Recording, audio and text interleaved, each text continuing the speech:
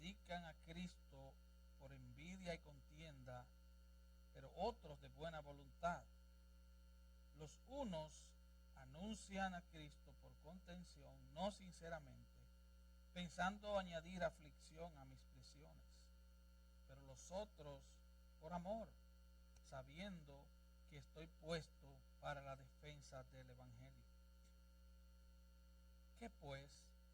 Que no obstante, de todas maneras, o por pretexto o por verdad, Cristo es anunciado, y en esto me gozo y me gozaré aún. Padre, tú inspiraste tu palabra. La Biblia es inspiración del Espíritu Santo. Tú eres el autor de esta palabra. Yo te pido que ilumines tu palabra ante nuestros ojos y nuestros corazones en esta mañana, y que apliques tu verdad a cada vida. Porque te lo pido en el nombre de Jesús. Amén. Puede tomar su lugar. Continuando con nuestra serie sobre la carta a la iglesia de Filipos, vemos que en el versículo 14 Pablo habla de lo que estaba sucediendo con la iglesia en Roma. Recuerde, esta carta es dirigida a la iglesia en Filipos, pero Pablo está preso en Roma. Él de hecho estaba preso en una casa, amarrado, atado a un soldado romano 24 horas al día. Pero este hombre de Dios da un reporte positivo aún en medio de su aflicción.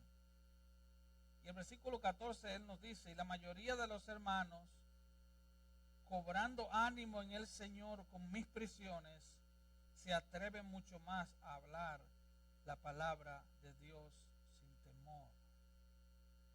El valor, la entrega, la disposición de este hombre era un gran estímulo.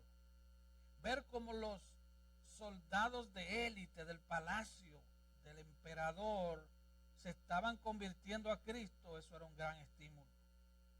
Así que la iglesia en Roma y la sociedad romana estaba siendo conmovida en sus estructuras por un hombre débil amarrado a un soldado. Él estaba atado a un soldado, pero como él dice en otra carta, pero la palabra de Dios no está presa. Pablo aquí se refiere a la mayoría de los hermanos. Ellos predicaban ahora sin temor, no todos, la mayoría. Pero Pablo aquí habla del Evangelio. Ellos predicaban el Evangelio. Ellos predicaban el Evangelio de la gracia, la palabra de la cruz, la cual es locura para los que se pierden, dice 1 Corintios 1:18, pero para los que se salvan, dice él, a nosotros es poder de Dios. Pero había una situación en la iglesia en Roma alrededor de esta prisión de Pablo. Y es que, como dice el versículo 15, algunos a la verdad predican a Cristo por envidia y contienda, pero otros de buena voluntad. Habían dos grupos. Nada nuevo debajo del sol. Habían dos grupos. Aquí vemos los que predican por envidia y contienda y los que predican de buena voluntad. Todos predicaban a Cristo. Note esto. Todos predicaban a Cristo. Todos predicaban la palabra de Dios. ¿De qué se trata? ¿Por qué Pablo escribe este pasaje en esta carta? Bueno, porque todos predicaban a Cristo, pero no todos predicaban a Cristo con motivaciones buenas. Así que aquí hay dos puntos principales: los que predicaban por envidia y contienda y los que predicaban por buena voluntad. Pablo se regocijaba que a pesar de las pruebas, a pesar de las cadenas, el reino de Dios avanzaba. Y esa debe ser la motivación principal de un cristiano. El reino de Dios avanza. Pero en segundo lugar, él se regocijaba de que aún sus detractores, sus acusadores, también predicaban a Cristo. Él tenía gozo a pesar de que los acusaban injustamente. Vamos a ver qué clase de hombre es este. Pareciera como que él viene de otra galaxia, pero no. Él era un hombre común y corriente como tú y como yo. Ahora, ¿qué significa esta palabra detractor? A pesar de sus detractores. Un diccionario dice que un detractor es una persona que menosprecia o devalúa o ataca a la reputación de alguien. Menosprecia, devalúa, ataca la reputación de alguien. Es alguien que quiere derribar a alguien. ¿Se imagina usted que un hermano cristiano predique a Cristo con esa motivación? Sí, yo me lo imagino porque está aquí en la Biblia. Está aquí en la Biblia. Y es difícil de imaginar que un soldado fiel, un hombre que estaba preso por su fidelidad a Cristo, estuviera siendo acusado falsamente. Este hombre santo, piadoso, poderoso, exitoso, era un gran problema para el ego de muchos cristianos. Y ahí estaba el problema, el ego.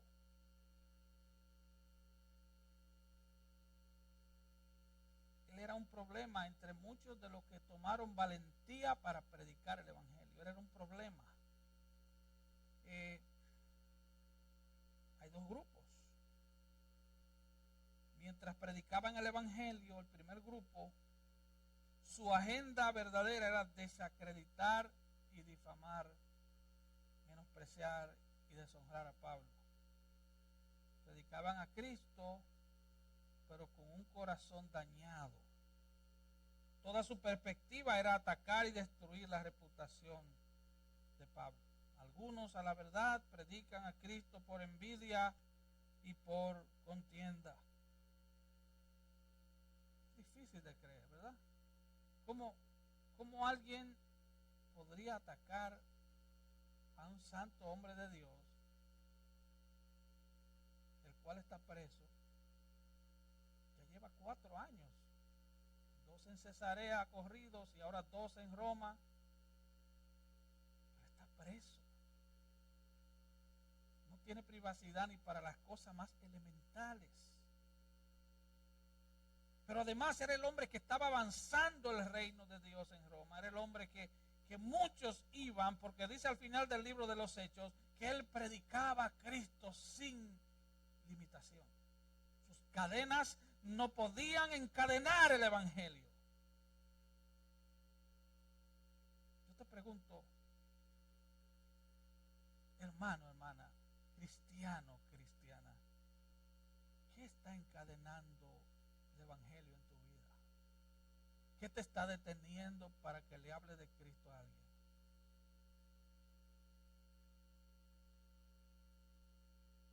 Esta gente está predicando a Cristo. No son herejes, no son judaizantes como los de la carta de los Gálatas, no son gnósticos como los que Juan enfrenta en sus cartas, no son seguidores de la mitología griega, no son perros o malos obreros, como el mismo Pablo le llama a otro grupo en Filipenses 3:2. Estas son personas que predican, que están predicando a Cristo.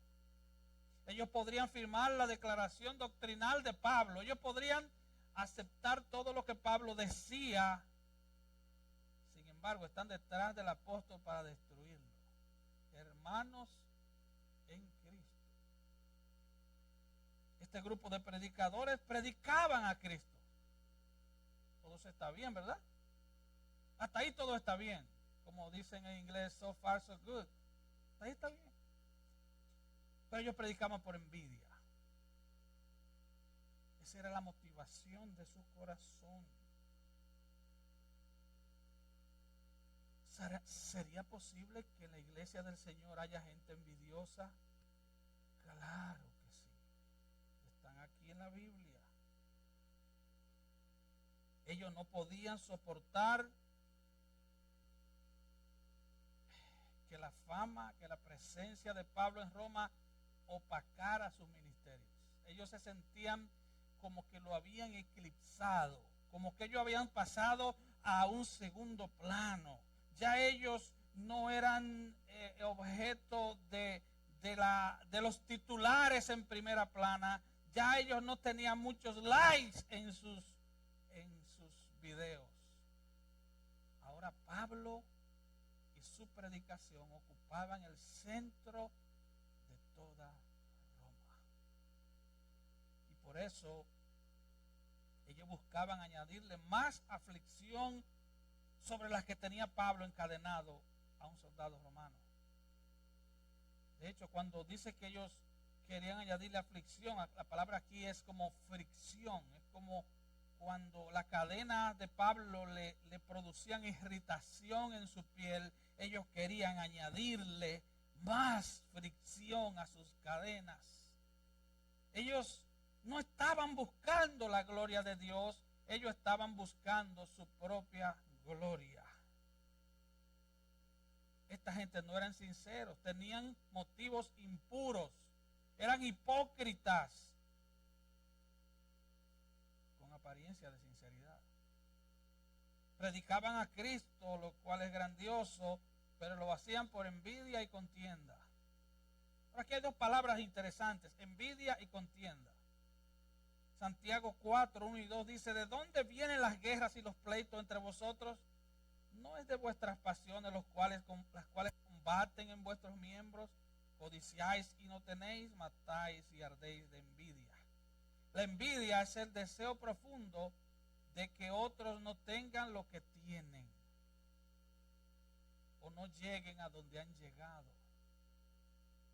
Es incomodarse con la bendición de otro.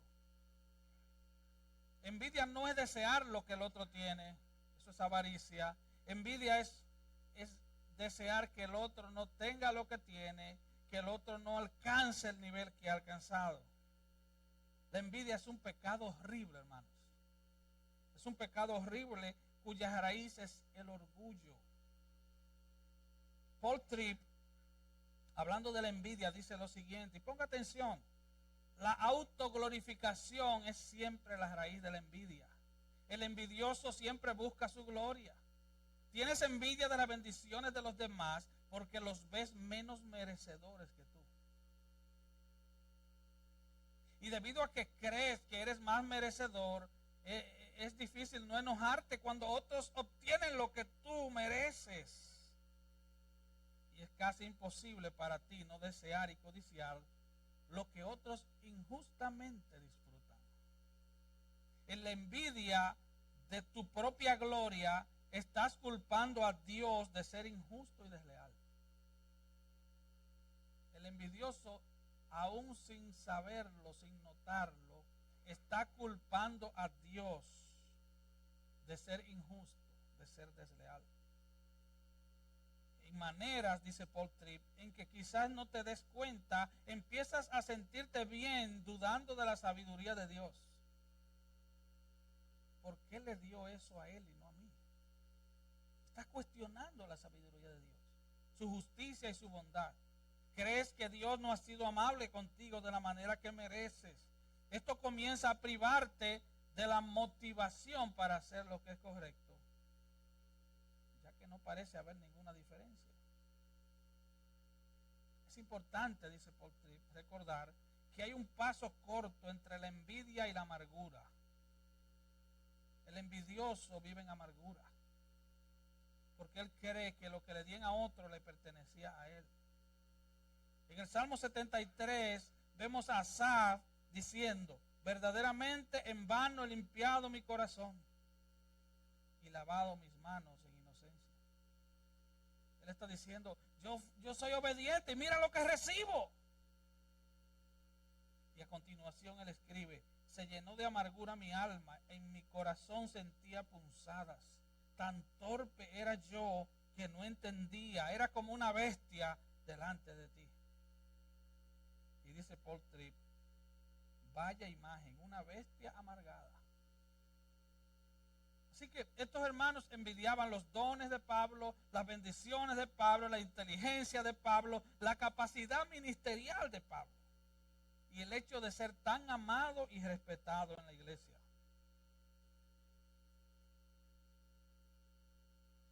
Imagínate, Pablo fue el único en ver a Cristo, al Cristo resucitado y exaltado 3 veces.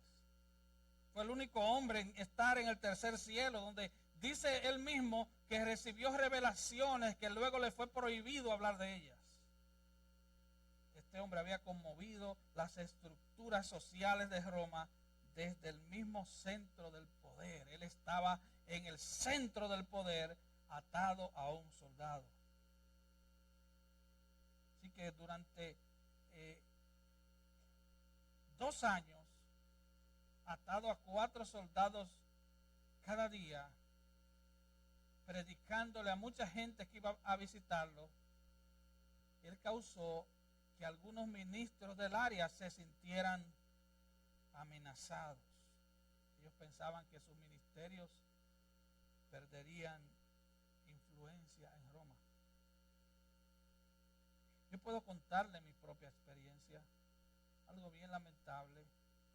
Cuando el Señor, por su gracia, nos dio este templo, comenzaron los problemas con otros pastores. Ya no me saludaban igual, ya no me veían igual.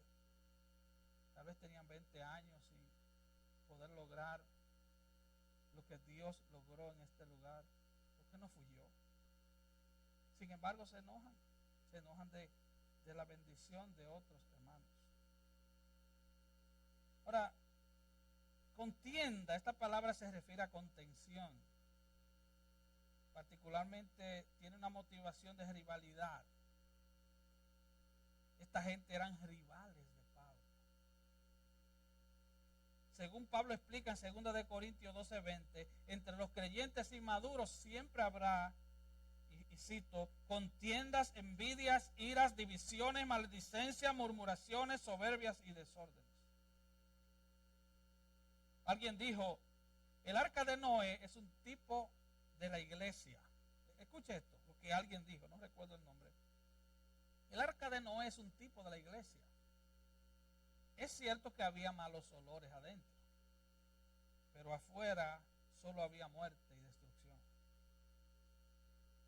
En la iglesia es verdad que hay malos olores, pero afuera solo hay muerte y destrucción. Pablo le advierte a Timoteo que se cuide de este tipo de hermanos. 1 Timoteo 6:4, él dice: ellos están envanecidos, ellos nada saben, ellos deliran acerca de cuestiones y contiendas de palabras, de las cuales nacen envidias, pleitos, blasfemias, malas sospechas. Estos hermanos en Roma eran rivales de Pablo. ¿Usted puede creer eso? Que haya gente en las iglesias de Cristo que sean rivales de otros hermanos en Cristo. Bueno, ahí vemos un ejemplo. Ellos buscaban la manera de cómo destruir el testimonio de Pablo, de cómo hacer más difícil su prisión.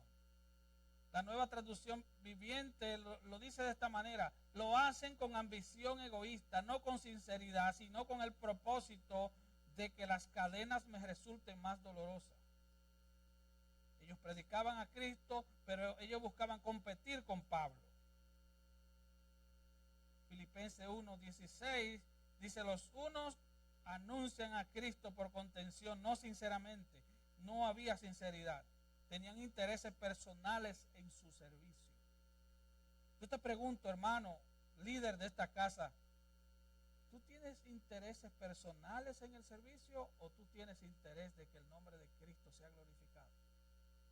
¿Te interesa que tu nombre suene o te interesa que el nombre de Cristo sea glorificado?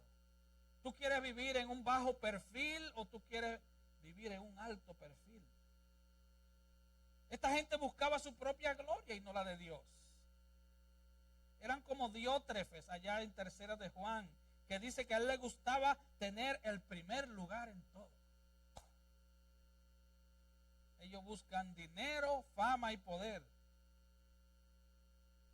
En la iglesia siempre va a existir, hermanos, que su servicio es motivado por su deseo de superar a otros.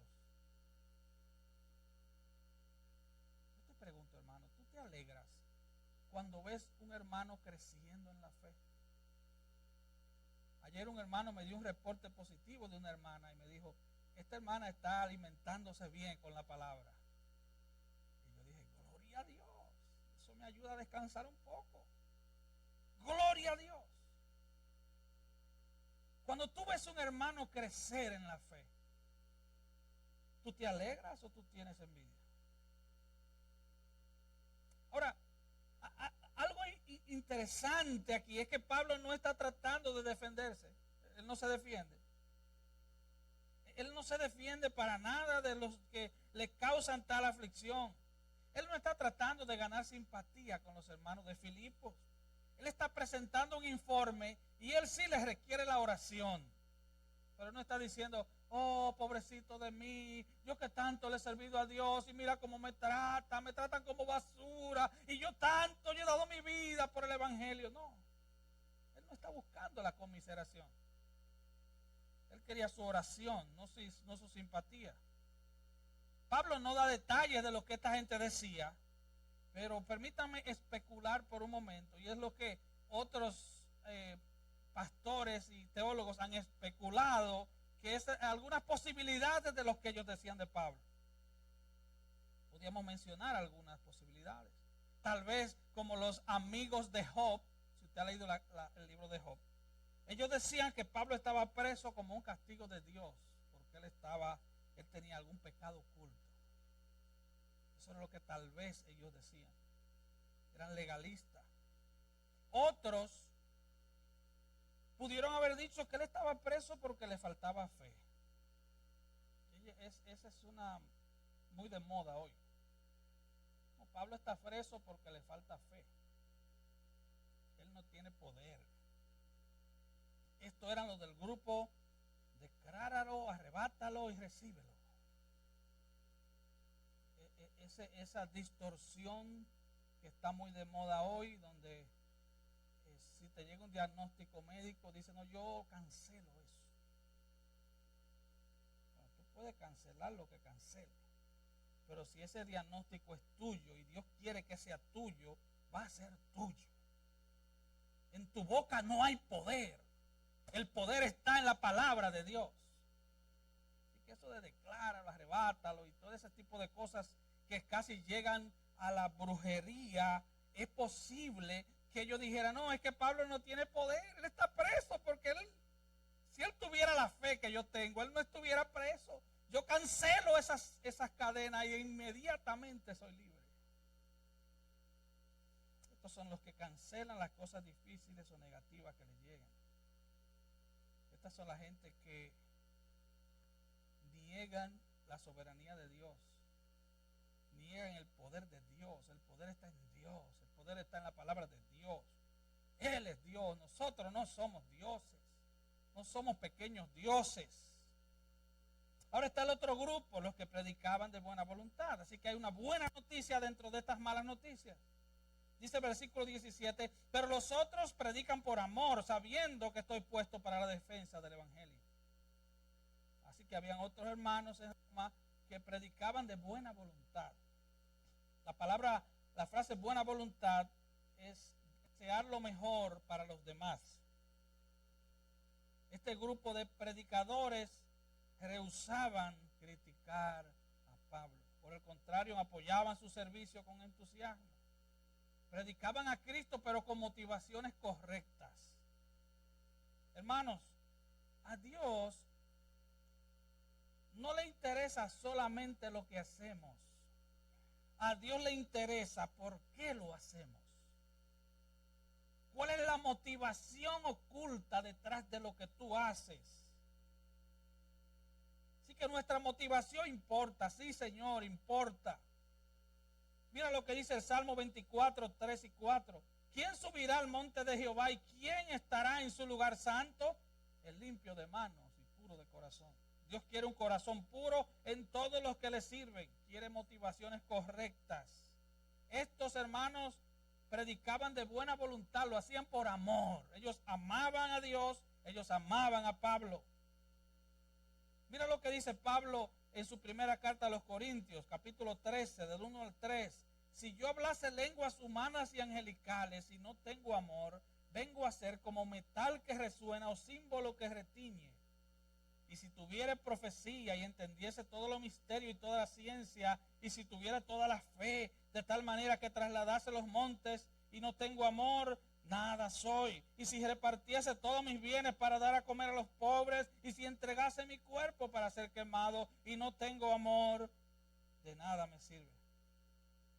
Pablo está usando aquí, y perdone que sea un poco académico, la figura literaria de la hipérbole. ¿En qué significa esto? Él está exagerando. Él está diciendo, si yo hablase todas las lenguas humanas, lo cual es imposible, y él usa y angélicas. Él no está diciendo que hay lenguas angélicas.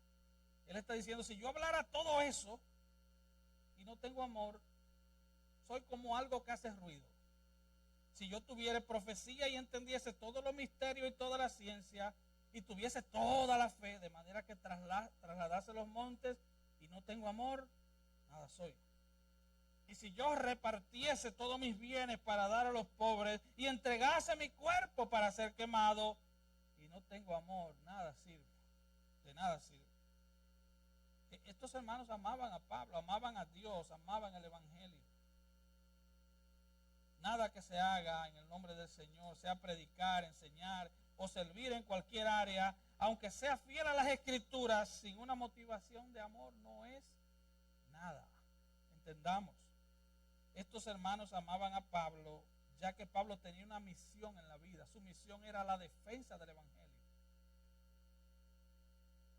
En Romanos 1:16 él dice, porque no me avergüenzo del poder de Dios, porque es poder de Dios para salvación a todo aquel que cree. Eso nos lleva al tercer punto, el gozo interminable de Pablo. Versículo 18. ¿Qué pues? Que no obstante, de todas maneras, o por pretexto o por verdad, Cristo es anunciado. Y en esto me gozo y me gozaré aún. Están tratando de dañar mi reputación, pero no me importa. Mira cómo lo dice la Nueva Traducción Viviente. Pero eso no importa. Sean falsas o genuinas sus intenciones, el mensaje acerca de Cristo se predica de todas maneras, de modo que me gozo y me seguiré gozando. No importa, dice Pablo. No importa que yo le caiga mal. Yo no soy el protagonista de esta película. El mensaje de Cristo es predicado. Cristo es predicado, aleluya. Pablo no tenía un más alto concepto de sí mismo del que debía tener, según dice Romanos 12:3.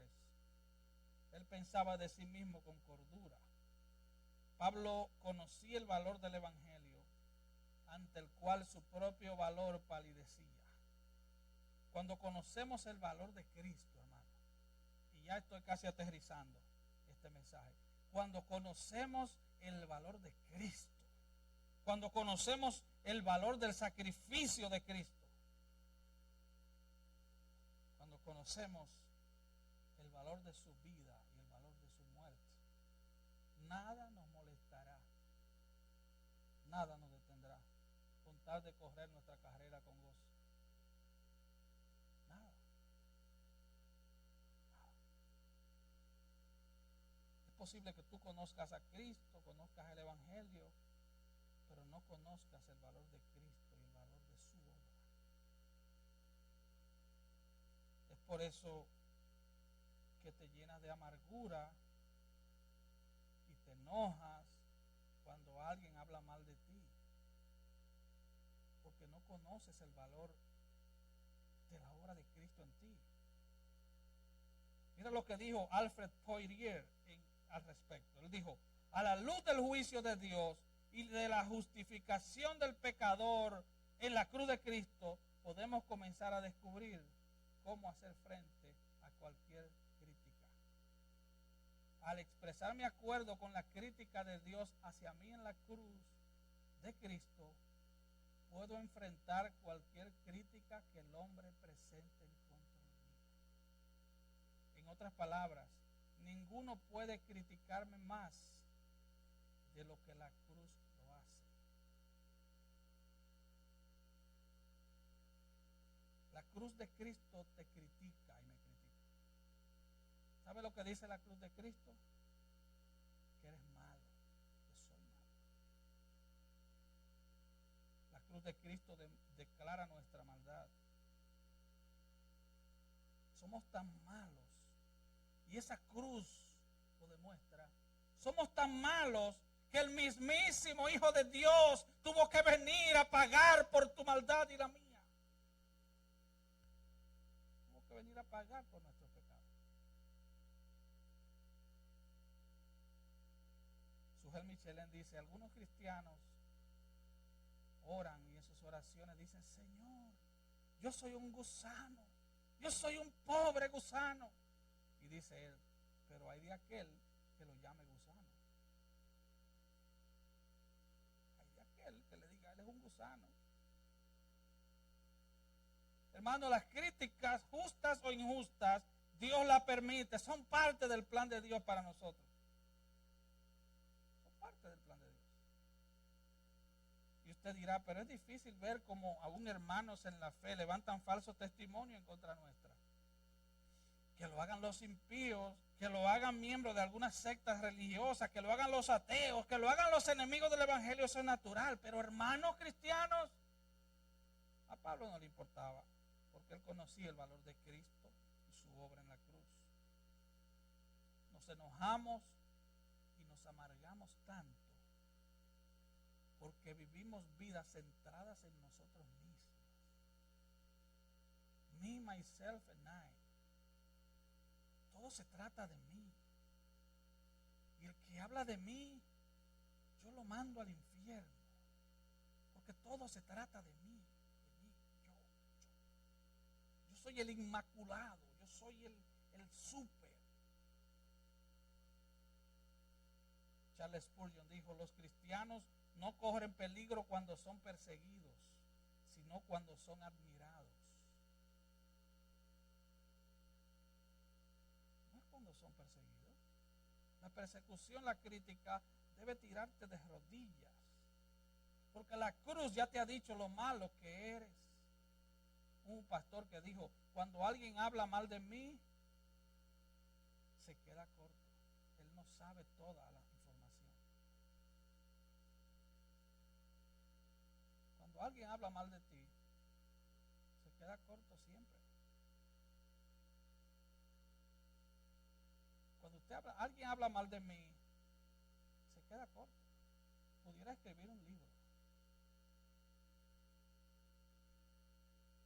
¿Quiénes nos creemos, hermano? Nos creemos tan especiales. Y cuando alguien dice una cosita así negativa de nosotros, chocan con nuestro ego, que está tan alto que casi llega a los cielos.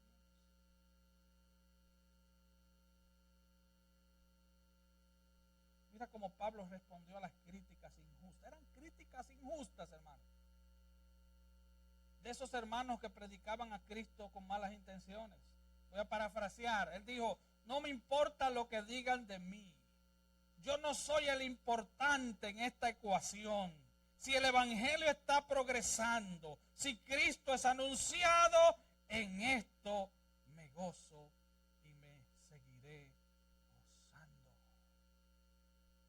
¿Qué es más importante para ti, hermano, hermana de esta casa? Que la iglesia del Señor siga progresando, o que tu ego no sea tocado ni con el pétalo de una rosa. ¿Qué es más importante para ti? ¿Tu nombre? Hermano, alguien dijo, si supiéramos cuán rápido se olvidan de uno cuando muere, pensaríamos más en la eternidad. Hermano, hermana, cuando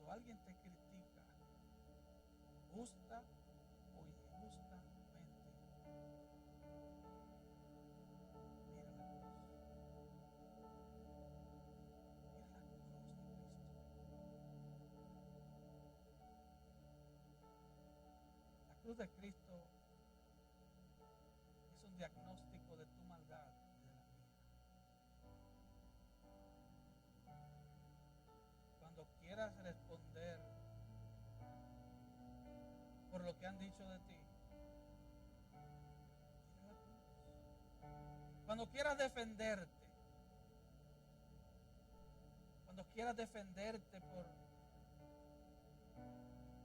¿quién se cree para decir eso de mí?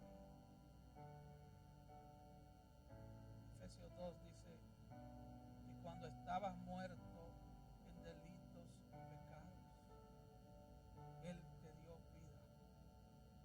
No dice que tú estabas un poco enfermo en delitos y pecados. No dice que estabas en estado de coma en delitos y pecados. No dice que te estaba muriendo en delitos y pecados. Dice que estabas muerto en delitos y pecados.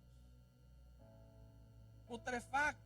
El hedor de tu pecado y el mío subía a las narices de Dios.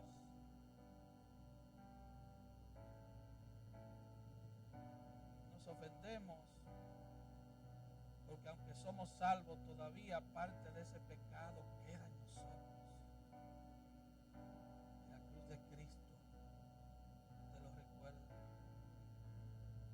Nos damos tanto valor a nosotros mismos porque no hemos entendido el valor de la cruz. No hemos entendido el precio altísimo que el mismísimo Hijo de Dios pagó para que tú tengas vida y para que seas libre y para que seas perdonado.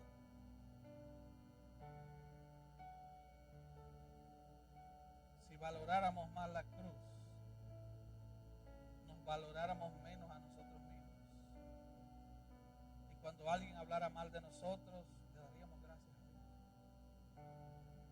Le daríamos gracias a Dios porque hemos sido perdonados, aún de eso de los que nos acusan, sea falsamente o sea verdaderamente.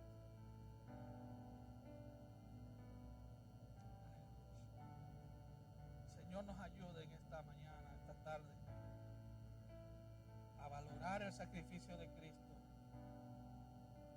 a poner los ojos en Cristo, el cual por el gozo puesto delante de Él fue a la cruz.